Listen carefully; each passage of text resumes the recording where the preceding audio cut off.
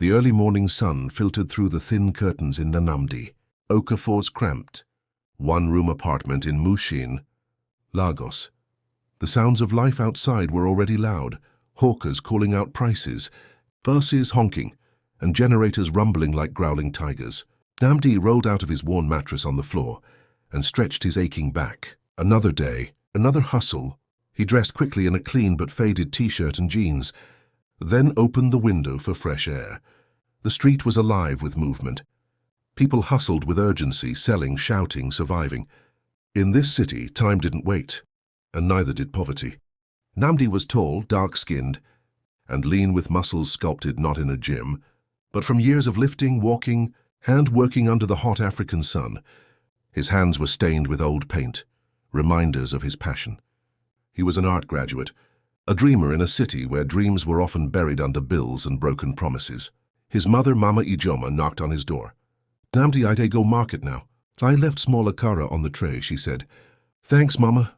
I go chop em before I go," he replied, trying to mask the tightness in his chest. They had just enough for today. Maybe tomorrow too. After that, he powered on his second-hand phone, cracked at the edges and opened his Instagram. He checked his DMs, nothing new. Then, out of habit, he scrolled through his dating app half-heartedly. He'd deleted it a week ago, tired of Lagos girls who wanted flashy boys with cars and cash, but for some reason, it had reinstalled itself when his phone updated. He almost closed it again, until he saw a new friend request. Her name was Melissa. Blonde hair, beautiful slim face, wide eyes. She looked American. Curious, he clicked on her profile. No ostentatious bio, no bikini photos, just a few simple selfies. And her caption, "Searching for a heart, not a wallet." Something about that made him stop. He thought for a moment, then clicked accept. Minutes later, a message popped up. "Melissa, hi, I came across your art and your smile. It made my day. Hope I'm not being too forward." He blinked. A stranger liked his art and his smile. His first instinct was disbelief, followed by suspicion. This had to be fake, but something urged him to reply. "Nnamdi, no, you're not." "Thank you. I'm Nnamdi from Nigeria." The conversation started awkwardly, but soon flowed like a lazy river. Melissa said she lived in New York and loved African culture. She claimed to be a freelance photographer who adored paintings, especially street art. She asked about his family, his work, his dreams. For the first time in a long while, someone truly wanted to hear about him. Thousands of miles away, Melissa Bill sat on her king-sized bed in a high-rise apartment overlooking Manhattan. Her perfectly manicured fingers hovered over her phone as she reread Nnamdi's message. A small smile crept onto her lips. She wasn't supposed to be doing this. She was Melissa Bill, heir to Bill Enterprises, a well-known chubby figure in New York's elite social circles. The tabloids called her the heartbroken heiress. Men only wanted her for her father's connections or to be seen beside her in public. Behind closed doors, they mocked her weight or cheated on her with thinner women. After her latest failed engagement, her third, she had cried in the shower for hours, staring at her curves, hating herself for being too much and never enough. In a drunken haze, she created a fake dating profile, used a model's slim photo, and hid her last name. She wanted someone real. She didn't expect to find Nnamdi, raw, honest, funny. He didn't flirt cheaply or talk about sex like most guys did within 10 messages. He asked questions, listened, shared pieces of his soul. His world was unlike anything she'd ever known, vibrant, chaotic, full of struggle yet laced with hope. Over the next few weeks, their chats became daily rituals. Morning greetings, midday laughs, late-night secrets. Melissa would lay in her tub after work, texting him until she fell asleep. He shared his artwork, faces of street kids, colorful market scenes, portraits painted with fire and grit. She started sending small gifts, a smartphone, sketchbooks, a Bluetooth speaker. She never let him see her real face, always claiming poor Wi-Fi or a broken camera. He didn't push hard, though he once said, "If your soul is this beautiful, your face can only shine." She wanted to tell him, so many times, but fear kept her trapped. 6 months in, they were more than online friends. They were tethered hearts. One day, Nnamdi sent a voice note. "I know this might sound mad," his deep voice said, crackling through static, but you've become the best part of my day. Sometimes I wonder what I did to deserve someone like you." Melissa's eyes brimmed with tears. She clutched the phone against her chest, her heart thudding. That night she stared at herself in the mirror. Her soft belly, her rounded arms, her full cheeks. Could someone like Nnamdi truly love this body? She snapped a photo of herself in a sundress. Natural, no filters. She hovered her thumb over the send button. Then she deleted it. One night Nnamdi asked, "Will you ever come to Nigeria?" The question landed like thunder in Melissa's chest. She laughed nervously. "Would I survive it?" "You'll survive," he said. "I'll protect you." He was serious. She spent the next week looking at flights. Her best friend Rachel laughed in her face. "You're flying across the world to meet a guy who hasn't even seen your real body." Melissa said nothing. Rachel added, "Don't be surprised if he runs. You know how guys are." Melissa knew. She had experienced it many times. But something told her Nnamdi was different. On their one-year chat anniversary, she bought a ticket to Lagos. She didn't tell Rachel. She didn't tell her parents. She only told Nnamdi. As the departure day approached, Nnamdi was over the moon. He painted a new portrait every night, dreams. Colors, versions of Melissa he had created in his head. "Finally, I'll see you in person," he said. Melissa forced a smile in reply. She knew the truth was coming. And when it came, it would either destroy everything or be the beginning of something real. The Lagos heat beat down on the tin roofs like fire falling from the sky. Nnamdi sat in a small corner of his favorite rooftop. Hideout, a slab of concrete above his aunt's tailoring, shop surrounded by canvas boards, brushes, and his phone resting beside him, lighting up every few minutes with messages from Melissa.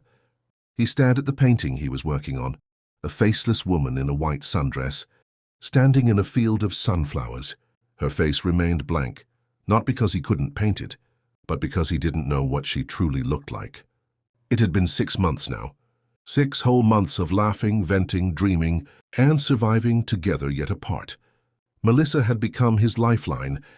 On days when food was scarce and hope even scarcer, her messages lifted his spirit.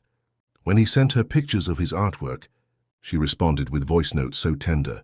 He would replay them late at night, imagining her sitting beside him in real time. But despite the warmth, a question haunted him. Why won't she show me her face? In New York, Melissa sat in her plush leather chair in her high-rise office, staring at her phone while a marketing meeting droned on. The messages from Nnamdi filled her screen. Each one was a glowing thread of sincerity, holding her together. She had never felt this seen before, not even by men who had taken her on yachts and spoiled her with roses. But guilt grew like ivy in her chest. She was not who he thought she was. The woman on her profile, the slender figure with the symmetrical face, was not Melissa. That face belonged to a model whose photo she had used without permission. And now, even though both of them had deleted their dating app accounts and exchanged personal numbers, she still hadn't confessed. Every time he asked for a video call, she dodged. Bad Wi-Fi, broken front camera, battery low. Once he had even laughed and said, "Maybe you're a ghost." And still she lied. "Mel, this is dangerous," Rachel said one evening over wine. Melissa looked up from her phone. Rachel continued, "You're setting yourself up for heartbreak. What if he walks away when he sees the real you?" Melissa bit her lip. "Then he was never mine in the first place," Rachel scoffed. "He's a broke guy from Lagos. Mal, you're a millionaire. Harris from New York. Let's not pretend this is a fairy tale." "I'm not asking for a fairy tale," Melissa whispered. "I'm asking for honesty, something real." That night she sent him a package, a high-quality set of acrylic paints, 3 professional brushes, a Bluetooth speaker, and a handwritten letter sealed in an envelope sprayed with her perfume. It arrived a week later. Nnamdi held the package with reverence, almost afraid to open it. His mother looked on curiously as he unwrapped it on the floor of their living room. "She must really care about you," Mama Ijoma said, watching the shimmer in her son's eyes. He nodded silently, reading the letter. "I believe in your dreams, Nnamdi. Don't ever stop painting. You're more than your struggle." "With all my heart," his throat tightened. For someone he had never touched, she had touched something in him no one else ever had. But Nnamdi couldn't ignore the whispers in his mind. Why had she never shown him her real face? Was she hiding something? One hot Saturday evening, As the sun dipped behind the rusted rooftops, Nnamdi finally sent the message. Nnamdi, I need to see you just once. Even if it's 1 second, just so I can see the eyes behind the voice. Minutes passed. Then hours. She didn't reply until the next morning. Melissa, I want to. I'm just scared you won't like what you see. Nnamdi, I already like what I feel. Melissa, feelings fade when truth arrives. That was the first time in months Melissa didn't text him for a full day afterward. Inside Melissa's walk-in closet, she stared at her reflection. Curvy, soft, imperfect, real. She placed the phone on the shelf, turned on the camera, and recorded a short video. Hi Nnamdi, this is me. No filters, no edits. Just Melissa, I'm not what you imagined, but I'm me. And I'm terrified right now. But I care about you deeply. She watched the video. Her finger hovered over send. She deleted it. A week later, Nnamdi messaged her again. Nnamdi, let me make it easier. Come here. To Lagos, just for a visit. I want to show you my world. Melissa stared at the message with a racing heart. Could she? Could she leave the comfort of her penthouse, the luxury cars, the Western world, and step into the chaos of a Lagos street? She imagined the dusty roads, the staring eyes, the heat, the unfamiliarity. And then she imagined Nnamdi's smile. She stood from her bed, pulled out her laptop, and searched flights from JFK to Murtala Muhammad International Airport. Lagos. The fare was outrageous, but she booked it without blinking. Rachel was furious when she found out. You're risking everything. What if it's a scam? What if he robs you? He doesn't even know I'm rich, Melissa replied. I've never told him my last name. He doesn't know who I am. And you think he won't find out once you arrive? Rachel barked.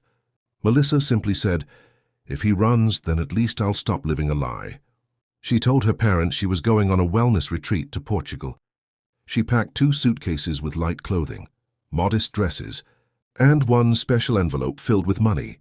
She planned to help Nnamdi however she could, even if it meant quietly sponsoring his art career. When the departure day arrived, she stood in front of her full-length mirror. She wore a plain peach maxi dress that flowed around her soft body. Her blonde hair was tied up in a bun. No makeup, no glam. Just Melissa. She whispered to herself, this is it, this is me. In Lagos, Nnamdi scrubbed his bathroom with extra effort and changed the bedsheets in the guest corner of his room 3 times. He asked his younger sister to borrow an electric fan from a neighbor. He ironed his best shirt and bought a bouquet of local flowers. At the airport, he held the flowers tightly, pacing near the arrival gate with his sister beside him. He wore clean black trousers and a white linen shirt. He had shaved that morning and sprayed the cologne Melissa had mailed him. He kept glancing at the exit doors, his heart thumping. Dozens of passengers streamed out. None of them looked like the Melissa he knew from photos. Then a woman stepped forward. She was chubby, soft-featured, wearing a peach dress, and dragging a suitcase with shaking hands. She looked up at him with glistening blue eyes and whispered, I'm Melissa. The words hung between them like smoke, visible, dense, impossible to ignore. I'm Melissa. Nnamdi stared, frozen. The woman standing before him was not the image etched in his mind. She wasn't the slim, olive-toned model from the dating app. She was real, chubby, pale-skinned, her blonde bun a bit disheveled, her hands trembling slightly on the suitcase handle. But her eyes, those familiar kind eyes that had watched his journey from a digital distance, they were unmistakable. His sister, Chidima, gave him a slight nudge and whispered, Say something, Biko. Nnamdi blinked. Melissa's voice quivered. I'm sorry, Nnamdi. I should have told you. Sight, he stepped closer, took the flowers he had clutched for the last hour, and handed them to her. You're here, he said softly. Melissa's lips parted, confused. You're not angry? I'm confused, he admitted, but not angry. Just surprised. She let out a shaky laugh. That makes 2 of us. He reached for her suitcase and gestured toward the exit. Let's get you out of this heat before we both faint. Chidima walked ahead, shooting Melissa a few side glances. She said nothing, but Melissa could feel the silent questions in her eyes. Outside the airport, the chaotic buzz of Lagos welcomed her like a slap. Hot, unfiltered, and alive. Horns blared. Hawkers shouted prices for bottled water and SIM cards. The air smelled of heat, spice, and burning fuel. Melissa's sundress clung to her back from sweat. She pulled a silk handkerchief from her purse and dabbed her neck. Nnamdi noticed and chuckled. "This is just morning. Wait till afternoon." She groaned dramatically, and they both laughed. That laughter, however awkward, helped stitch some of the torn seams between them. They reached Mushin, hours later after battling through the unforgiving Lagos traffic. As the taxi entered his street, lined with rusty roofs, clotheslines, and children kicking a deflated football, Melissa's chest tightened. Nnamdi looked at her from the corner of his eye. "You sure you're okay?" She nodded. "I didn't come this far to run." At the compound, his mother met them at the door with a warm but curious smile. "You must be the Oyinbo woman my son can't stop talking about." Melissa smiled nervously. "Yes, Ma. It's an honor." Mama Ijoma didn't hug her, but she reached for her bag and helped carry it inside. It was the most acceptance Melissa had hoped for. Inside the modest room, Melissa took everything in. The low ceiling fan humming, faded curtains, a small painting of a child hung above the bed. His world was different, but it was clean, humble, and full of heart. She collapsed onto the mattress and whispered, "So this is Lagos, this is my world," Nnamdi said. "And now it's ours. If you want it to be."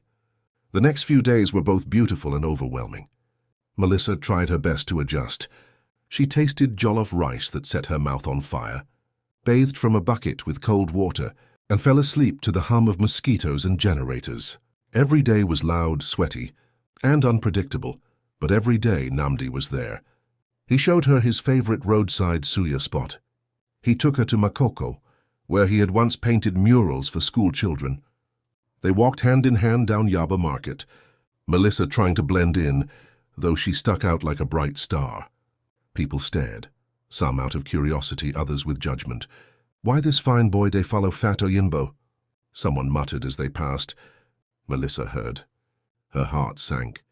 But Nnamdi stopped in his tracks, turned and met the man's eyes. "You see this woman?" he said, voice calm but firm. "She came across the ocean to be with me, while you sit here gossiping in the sun. Think about that." The man backed off. Melissa grabbed his hand tighter, her heart swelling. "You didn't have to do that." "I did," he said, "because you matter." One afternoon, while Melissa sat alone on the porch, sketching the children playing in the street, Chidima joined her with a bottle of water. "You're strong," Chidima said suddenly. Melissa looked up. "I don't feel like it. You are. Lagos is not easy for even us who grew up here. But you're trying. And I see how you look at my brother." Melissa smiled. "I love him. I just don't know if I deserve him." Chidima raised an eyebrow. "You came all this way to be real with him. That counts for something." They sat in silence for a while, the bond beginning to mend. But not everyone was happy. Melissa made the mistake of posting a photo with Nnamdi on her private Instagram. Just a selfie with the caption, "Found peace in unexpected places." It didn't take long for Rachel to call. "What the hell, Mel? You're really doing this?" Melissa sighed. "I'm not asking for approval. You're dating a man with no money, no background, and you're still hiding the truth from him. Do you think this will end well?" Melissa's silence was answer enough. Rachel laughed coldly. "Fine, but don't come crying when it all falls apart." That evening, Melissa stood in the room while Nnamdi painted. She watched his fingers, how they danced with brushstrokes that spoke louder than words. She walked up beside him. "Can I ask something?" "Anything," he said, without looking away from the canvas. "If I told you something big, would you still want me?" He paused, set the brush down. He turned to her, his face serious. "Is it about your past?" She nodded. "Yes. And my present." "Then tell me." "I'm not a freelance photographer," she said. "I'm Melissa Bill.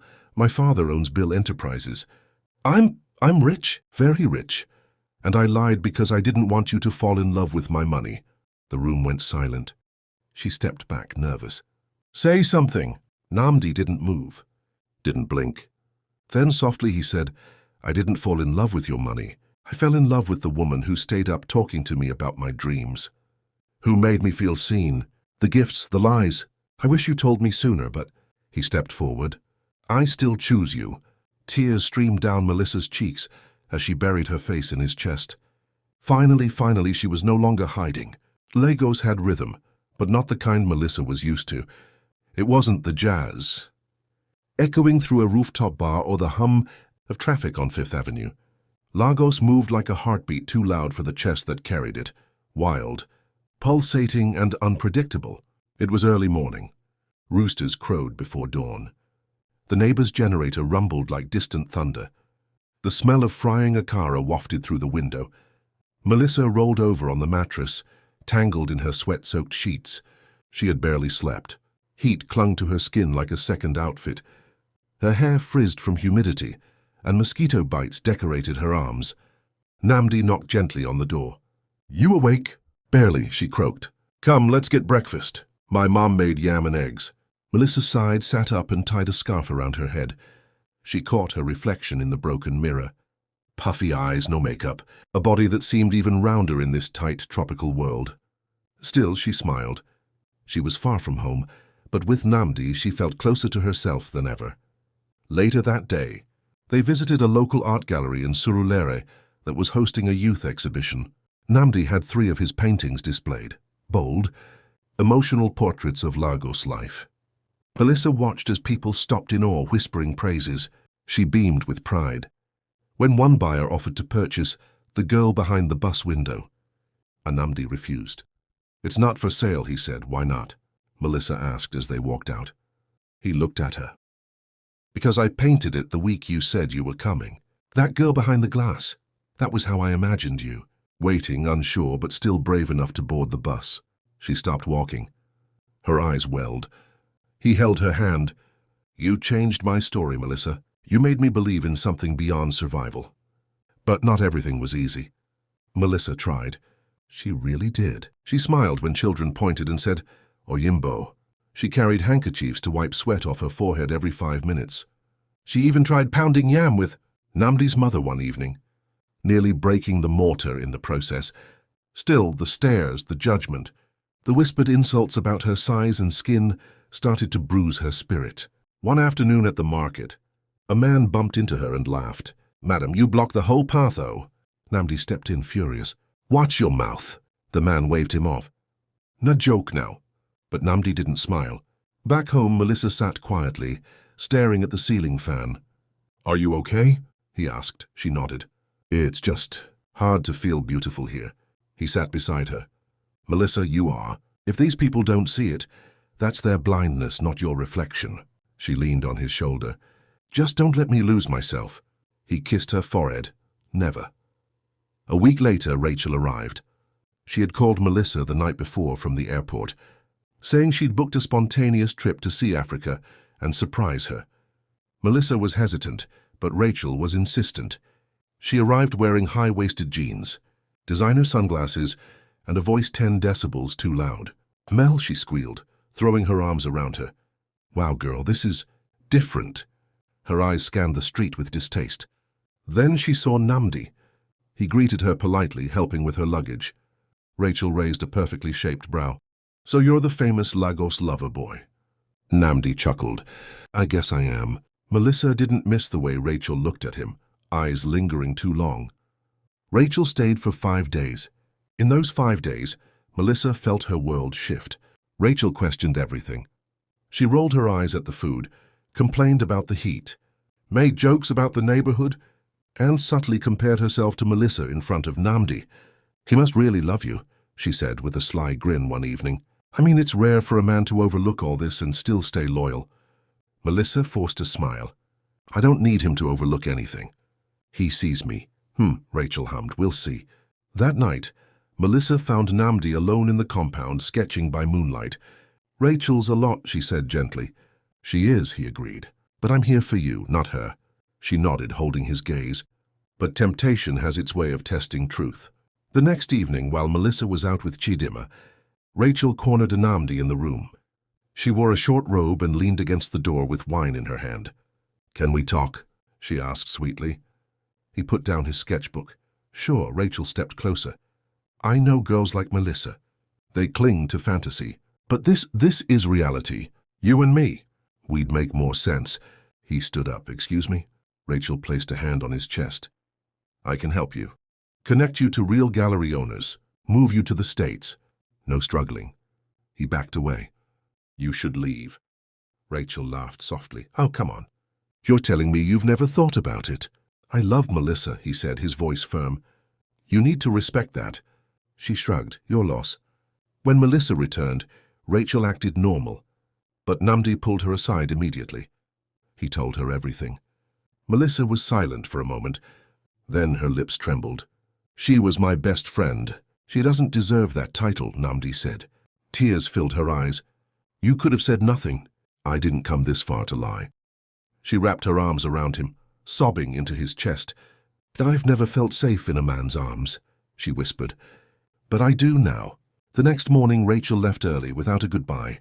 Melissa watched her go from the balcony, tears in her eyes, but not from heartbreak, from release. She had finally let go of the last piece of her old self-doubting life. Now she stood fully in her truth, chubby, wealthy, imperfect, but wholly and unapologetically herself. And Nnamdi, he stood with her. 1 week later, her trip came to an end. At the airport, Melissa hugged Mama Ijoma and Chidima tightly. Nnamdi walked her to the gate. "Are you scared?" he asked. "Only of leaving. I'll come to you soon. I promise." "I'll wait," she said. They kissed under the pale glow of airport lights. A kiss full of gratitude, ache, and something stronger than both, hope. The chill of New York bit into Nnamdi's skin the moment he stepped out of JFK. International Airport. Snow lined the sidewalks. The sky was an unforgiving gray. Car horns screamed through the bitter cold, and every stranger walked past him in a blur of speed and indifference. That was a world far removed from the humid chaos of Lagos. But even with his stiff fingers and fogged breath, Nnamdi smiled, because on the other side of the barricade stood Melissa. Wrapped in a thick burgundy coat, her cheeks flushed pink from the cold, she waved at him with both hands like an excited child. In her eyes was something familiar and grounding, something that whispered, "You're not alone anymore." He dropped his bag and pulled her into a hug. "You're freezing," she said, laughing. "And you're still warm," he replied, tucking his face into her neck. So as to the car that picked them up was sleek and black, driven by a suited chauffeur. Nnamdi sat stiffly in the back seat beside Melissa, eyes wide as they passed gleaming skyscrapers, endless stoplights and giant billboards. Melissa reached for his hand. "We're home." He nodded slowly. "It's beautiful, but loud in a different way." "You'll get used to it," she said. But a part of her wondered, would he? Her apartment was nothing short of stunning. A glass tower in Upper West Side Manhattan, complete with concierge, a private elevator, and views that made Lagos look like a toy city in the distance. Nnamdi walked slowly through the open concept space, his shoes echoing on the polished hardwood floors. The living room had a fireplace. The kitchen gleamed with silver appliances he didn't know the names of. Melissa watched him take it all in. "This is your life?" he asked, voice low. She hesitated. "Yes." He turned to her. "And you still chose me?" "I didn't choose money. I chose love." A few days later, Nnamdi met her parents. The Bill estate was a palatial mansion in Long Island. Grand, white pillars, manicured lawns, security guards. Melissa held his hand tighter as they walked up the driveway. Her mother, Evelyn, opened the door. Graceful, elegant, and cool as winter wind. Her father, Charles Bill, stood beside her in a navy suit, holding a wine glass like a weapon. They welcomed him with politeness, cold, careful politeness. Over dinner, questions came like bullets. "What do you do for a living?" "You've never traveled before, I presume?" "How do you plan to support a woman like Melissa?" Nnamdi remained calm. He spoke of his art, his values, his dreams, not with arrogance, but with quiet pride. Evelyn said little. Charles made his disapproval clear with tight smiles and stony silences. Later that night, Melissa's father pulled her aside. "You've embarrassed this family, Melissa." Her voice trembled. "I didn't ask for your approval. I asked for your respect." Charles narrowed his eyes. "He's after what every other man wanted, your money." "No," she said firmly. "He wants me." Despite her parents' skepticism, Melissa and Nnamdi moved forward. She arranged an art exhibition in Brooklyn through a connection. It would be Nnamdi's first solo show on American soil, a chance to prove himself. They worked late nights, curating his best pieces, writing descriptions, preparing prints. Melissa handled the logistics. Nnamdi painted his soul. But the city had its own temptations.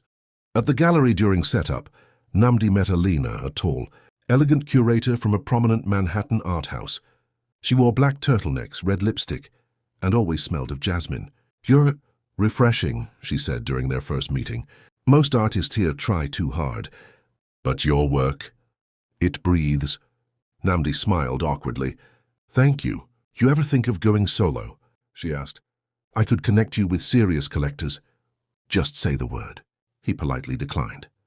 But the offers didn't stop. Messages, invitations, dinners.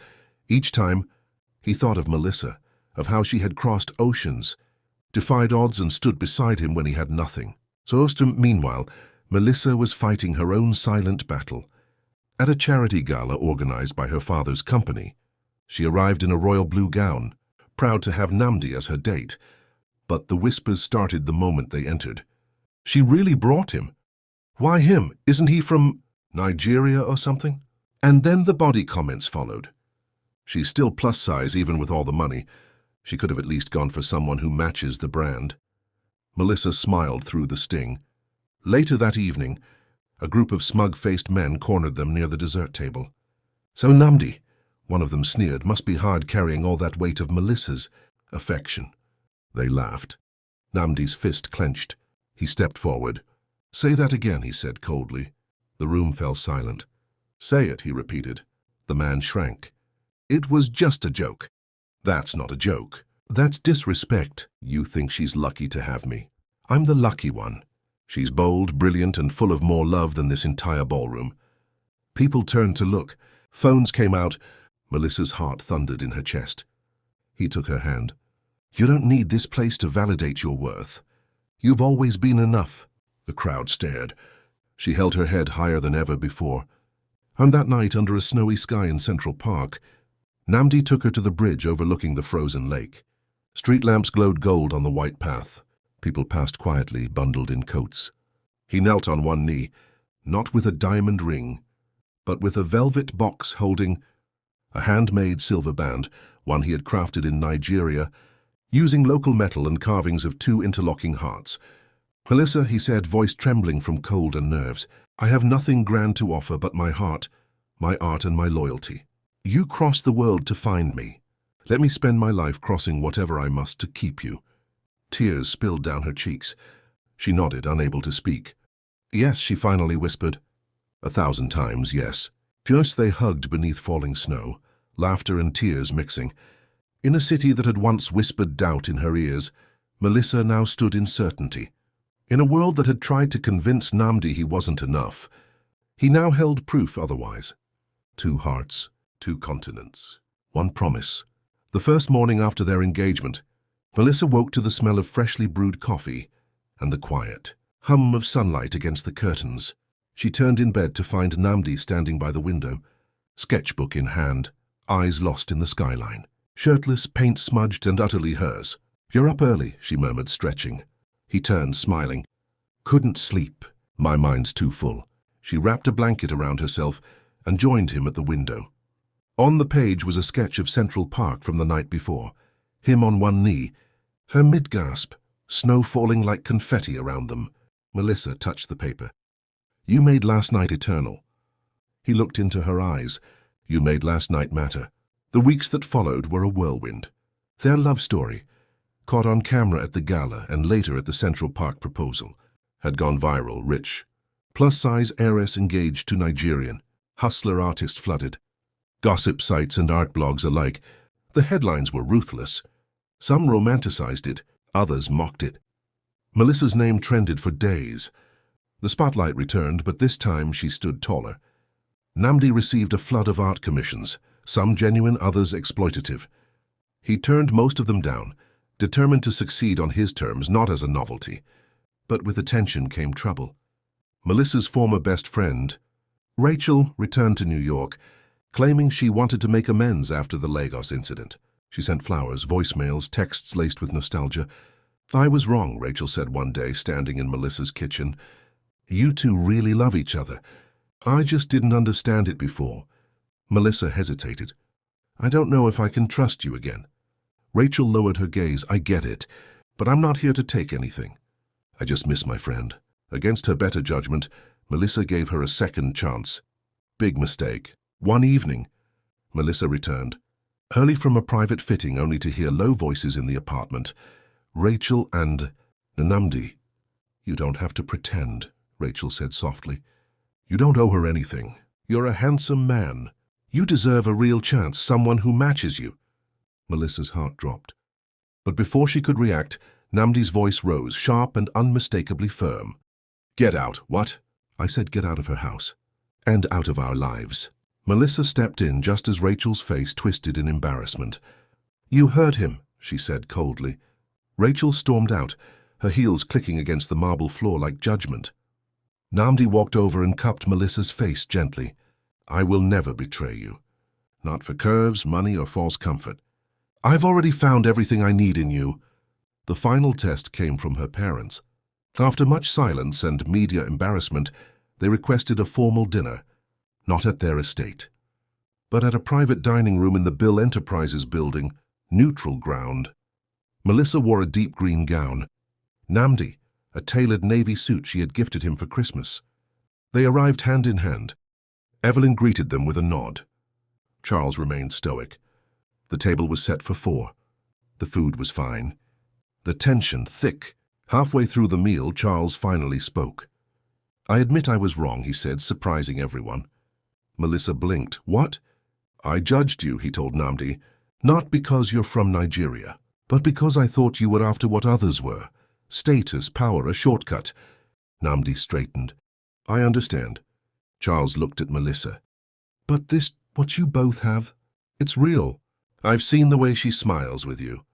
The way she fights for you. She's never done that for anyone. Evelyn sipped her wine, then added softly, she's better with you than without. That's what matters. For the first time, the table exhaled. Spring arrived like a promise. Nnamdi's art exhibition opened at a renowned Soho gallery. The theme bridging worlds. His paintings portrayed not just landscapes and figures, but feelings, longing across oceans, loneliness in crowded rooms, the weight of judgment, and the freedom of truth. Melissa stood by his side in a flowing crimson dress, glowing with pride. Buyers circled. Critics nodded in approval. Cameras clicked. But the most important moment came when a young Nigerian-American boy stood in front of a piece, titled Roots and Wings. That's me, the boy whispered. Nnamdi smiled. Yes, it's all of us. A week later, the couple launched a foundation, the Okafor Bill Arts and Voices initiative, designed to sponsor young African artists and empower marginalized women through creative platforms. It was Melissa's idea. Nnamdi gave it soul. It wasn't just about love anymore. It was about purpose. On their wedding day, they chose a small beach in Lagos, the same one where Melissa had once struggled to walk, on sand in high heels and a summer, dressed too warm for her skin. Now barefoot and radiant, she stood beneath a canopy of woven palm leaves. Friends and family surrounded them, Melissa's parents included. Nnamdi wore red Isiagu, Igbo chieftaincy attire. Melissa, a custom ivory gown with a beaded train, and her hair braided with seashells. As they exchanged vows, the waves whispered behind them. I never knew what love felt like, until you looked at me as if I were more than my body, Melissa said, voice steady. You made me feel seen, and that's the most powerful thing anyone has ever done for me. Nnamdi wiped his tears. You made me believe I was enough when the world said, I wasn't. I will love you across every ocean, every border, and every lifetime. Cheers erupted. The sky opened in a burst of golden light. Their kiss tasted like salt and forever. In the years that followed, their story would inspire many. Not because it was perfect, but because it was honest. A broke hustler from Lagos, a plus-size heiress from New York. 2 misfits who met through a lie and built a truth that could never be undone. And so love crossed continents, not just through screens or flights or letters, but through courage, through pain, through faith, and most of all, through 2 hearts that refused to let the world tell them who they were allowed to love. To all my amazing viewers, thank you from the bottom of my heart. Your support, your comments, your likes, and your presence mean more than words can ever express. Each time you tune in, share a story, or simply let your heart connect with mine across the screen. You remind me why I do this. To those who are new here or just discovering this space, welcome. This is more than a channel. It's a home for deep emotion, powerful storytelling, and voices that deserve to be heard. Whether you've been here from the beginning or you're just joining the journey, I appreciate you. Here's to love, growth, and storytelling that reaches across continents. Thank you for being part of the Vintage Mike Tales family.